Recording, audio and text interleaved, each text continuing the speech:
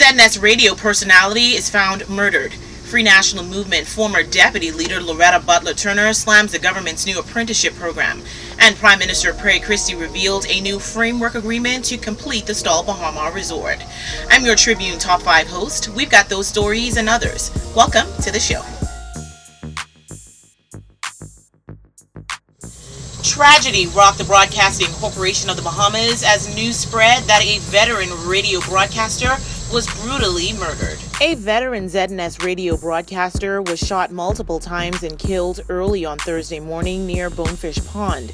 Police have not identified the victim, but the Tribune understands he is 48-year-old Scott Richards, a radio announcer for ZNS Inspiration 107.9 FM. The shooting death happened shortly before 10 a.m. off Cowpen Road and is the 50th murder for the year in the country, according to the Tribune's records.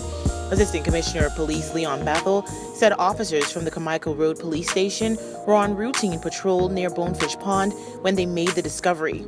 ACP Bethel said, quote, "They were checking the area around 9:55 a.m. when they saw a vehicle they thought to be suspicious. It was a gray Durango Jeep. They decided to check further, and about 100 feet away from the vehicle was the body of a man lying on the ground. The victim has what appeared to be gunshot wounds to the body.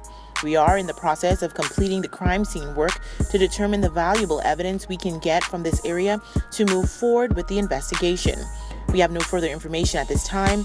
We don't know who the victim is. We are seeking to identify him," end quote. ACP Bethel said the body was in good condition, which leaves them to believe the victim was not there for a long time. Former Senator Heather Hunt has suggested that Free National Movement leader Dr. Hubert Minnis has not shown effective leadership because he has failed to communicate his position on the 4 constitutional equality bills. She told the Tribune on Tuesday that Democratic National Alliance leader Brandon McCartney falls in the same category.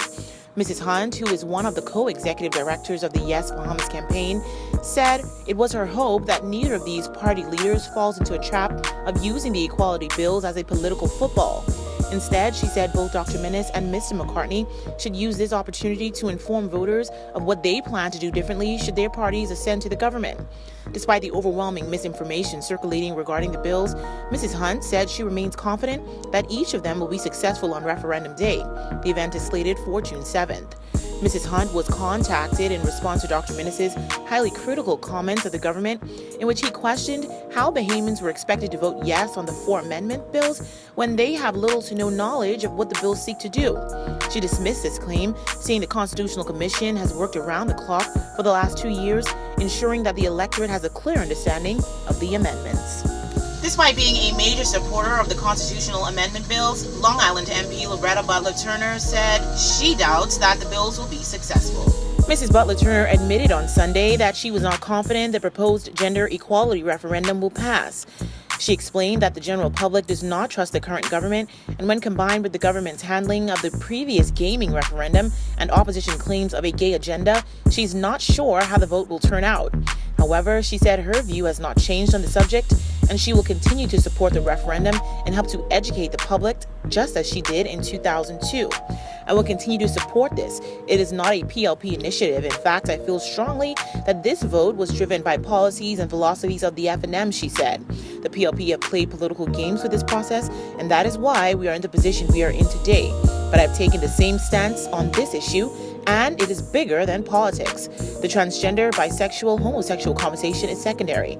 I believe that it is being used as a red herring by people to justify the difficulty they have in accepting what the current administration is saying."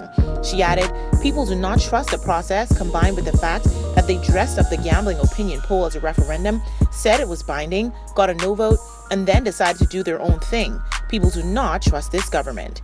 Mrs. Butler Turner said she will continue to advocate for a yes vote and continue to work with the government for the bills to pass. Long Island MP Loretta Butler Turner has slammed the government's new apprenticeship program for being an election ploy, as she questioned how it was different from the heavily criticized 52-week job placement plan implemented under the Ingram administration. Mrs. Butler Turner, who served as State Minister of Social Development in the last Free National Movement administration, said it was also evident the government was absolutely devoid of any original ideas. She castigated the Christie administration on Thursday over its lack of transparency, telling the Tribune that the government had yet to explain how the $20 million allocated to a similar program during the 2015 fiscal year was spent. The former F&M deputy leader said the fact that the government has recrafted this program shows that the Ingram administration's job plan was a good initiative. Mrs. Butler-Turner said, quote, "I'm very surprised that the PLP has finally decided to realize that what the F&M was doing was a good program.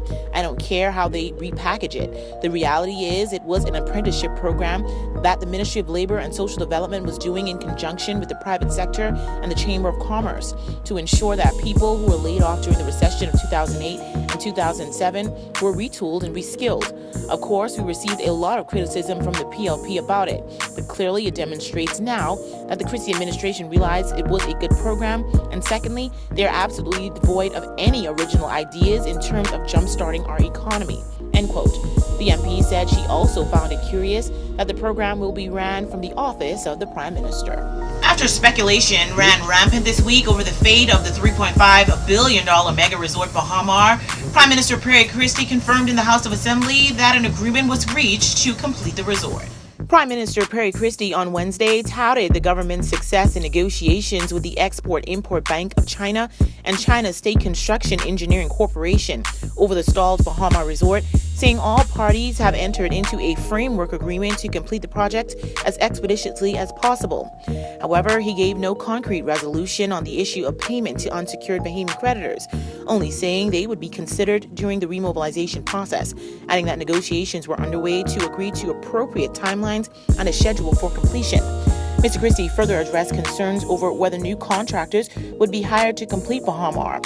He said court-appointed receiver managers confirmed that CSCEC and China Construction America Bahamas are contracted to and will remain in place to finish the resort.